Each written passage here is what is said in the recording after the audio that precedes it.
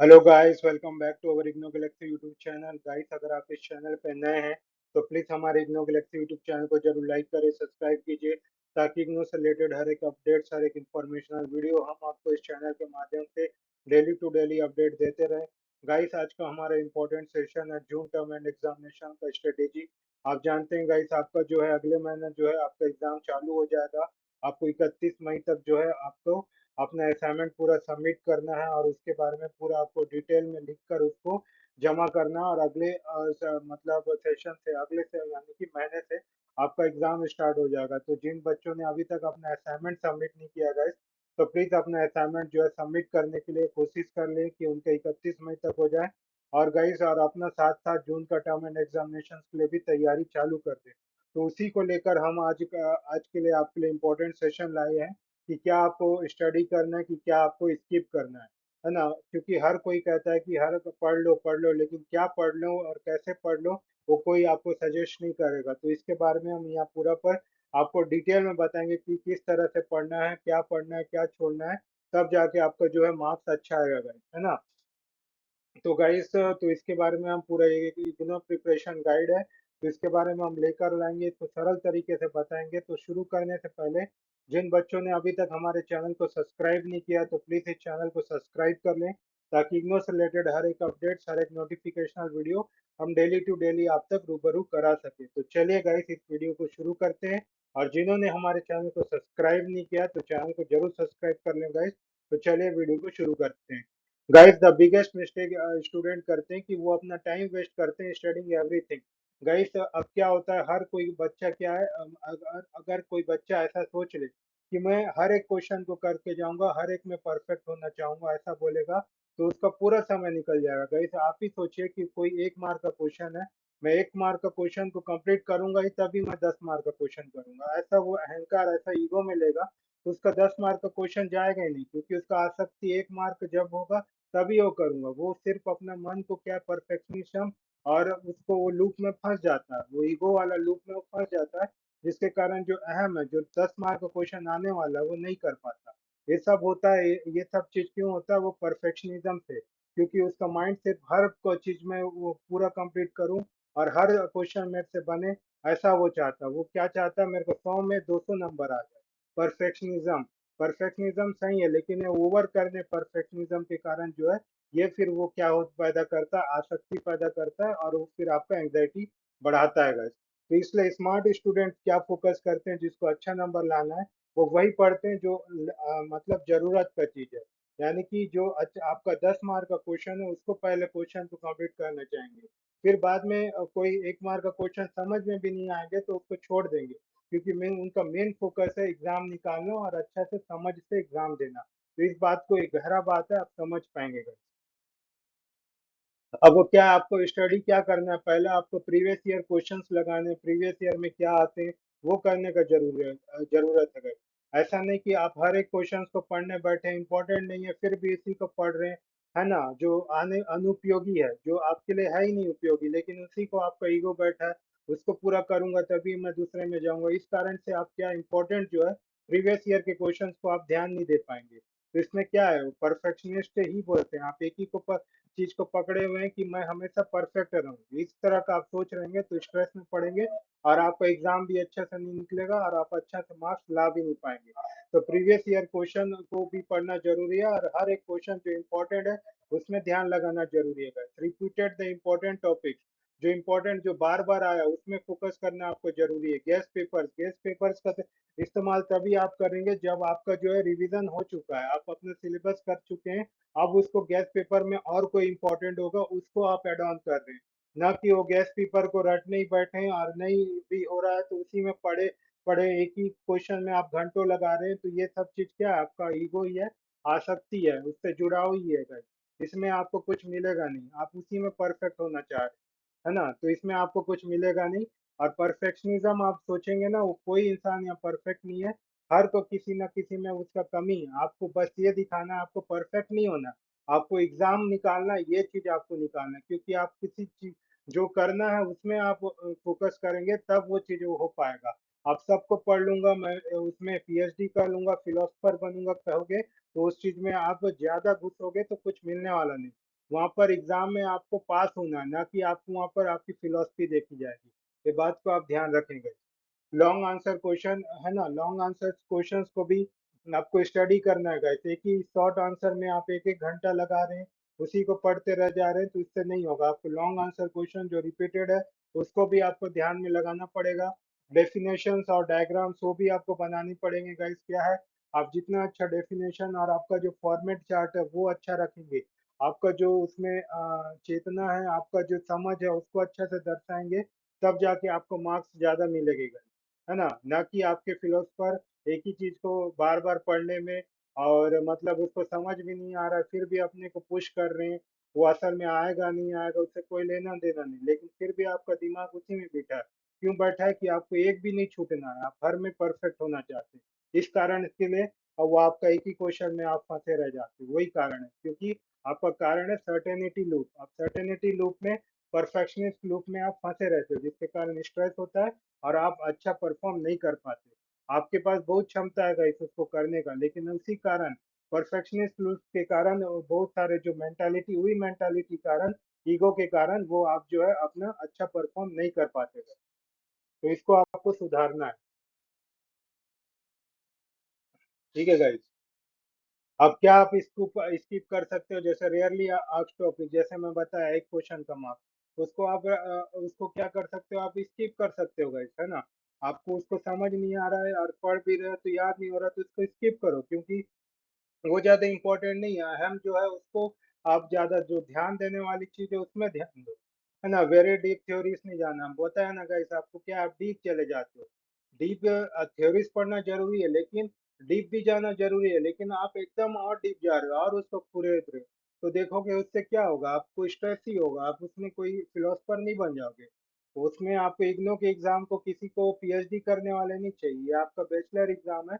जितना पूछे उतना ही जवाब देना को उनको ही सेलेक्ट किया जाएगा, यहाँ फिलोसफर का कोई जगह नहीं। तो इसलिए फिलोसफर और जो पीएचडी होल्डर आपको करना नहीं है, जो अभी काम है उसमें आप ध्यान दीजिए। वही समझदारी का काम होगा वो, और वही मतलब अव्वल आएगा और वही ध्यान ही कहलाएगा, है ना। एक्स्ट्रा एग्जाम्पल देने की कोई जरूरत नहीं है, जितना पूछा गया उतना ही। परफेक्शनिस्ट बनने की कोई जरूरत नहीं है, क्योंकि परफेक्शनिस्ट से वही होगा गाइस, आपको मार्क्स जाएगा, आपका स्ट्रेस बढ़ेगा और कोई नहीं। क्योंकि आप और एग्जांपल लिख रहे हैं और फुरेद फुरेद के लिख रहे हैं, तो इसमें क्या आप उसमें स्ट्रेस ले रहे हैं और लोड लिख के, और उसमें मतलब डीप जा जा के स्ट्रेस बढ़ा रहे हैं, परफेक्शनिस्ट हो रहे हैं, स्ट्रेस बढ़ा रहे हैं, और बाद में मिल कितना रहा है, वो एग्जाम्पल पूरा काट दियो, क्योंकि आपने पूरा उसको और एरा गेरा एग्जाम्पल उसको दे दे के और उसको खराब कर दिया। ज्यादा परफेक्शनिस्ट बन के आपने किया ही क्या, वो खराब होते जा रहा है। इससे स्ट्रेस ही बढ़ रहा है आपका। आपने इतने स्ट्रेस लेकर वो आंसर लिखा, मिला क्या आपको, जीरो, तो क्या मतलब उस स्ट्रेस का। तो इसको त्याग दो, जितना जरूरत है उतना ही आंसर लिखो।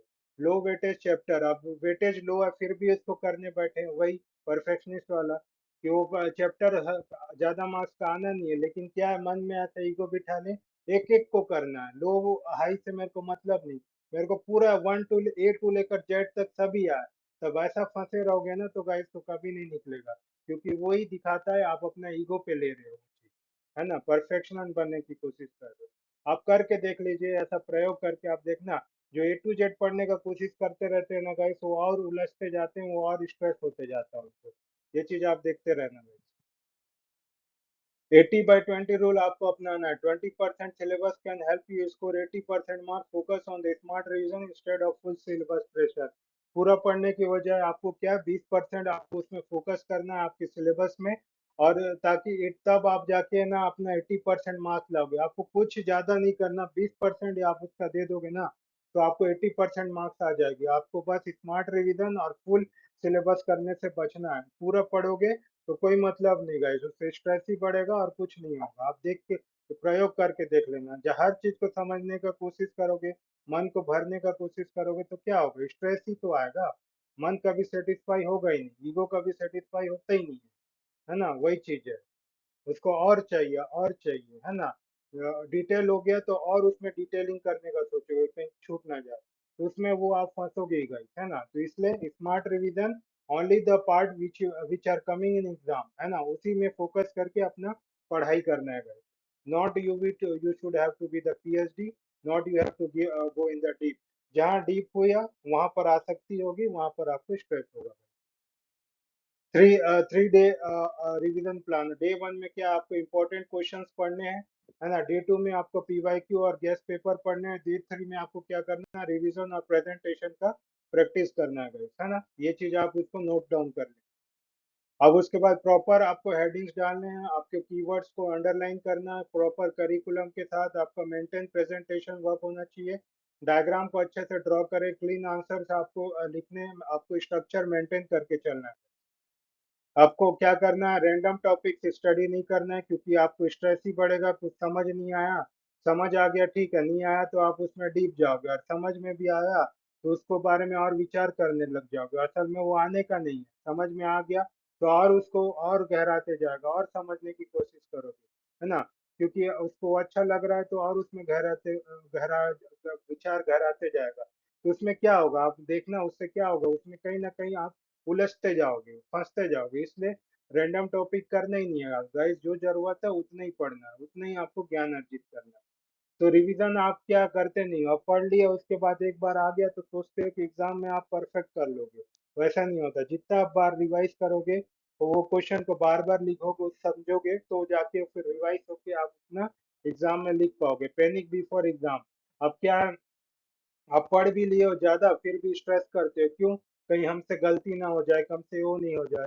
यानी कि हर चीज को आप परफेक्ट करना चाहते हो, यानी कि आप ये भी चाहते हो कि आपका एग्जाम भी क्या है, परफेक्ट ही जाए। आप फेलियर से डरते हो भाई। आप क्या, पढ़ दो, पूरा सत्य निष्ठा से पढ़ो, पूरा ऐसा पढ़ो कि आपकी ही जीत हो, ऐसा माइंडसेट रखो, है ना। उसके बाद बेफिक्र हो जाओ, बेपरवाह हो जाओ, है ना। एकदम सीरियस के बियॉन्ड चले जाओ।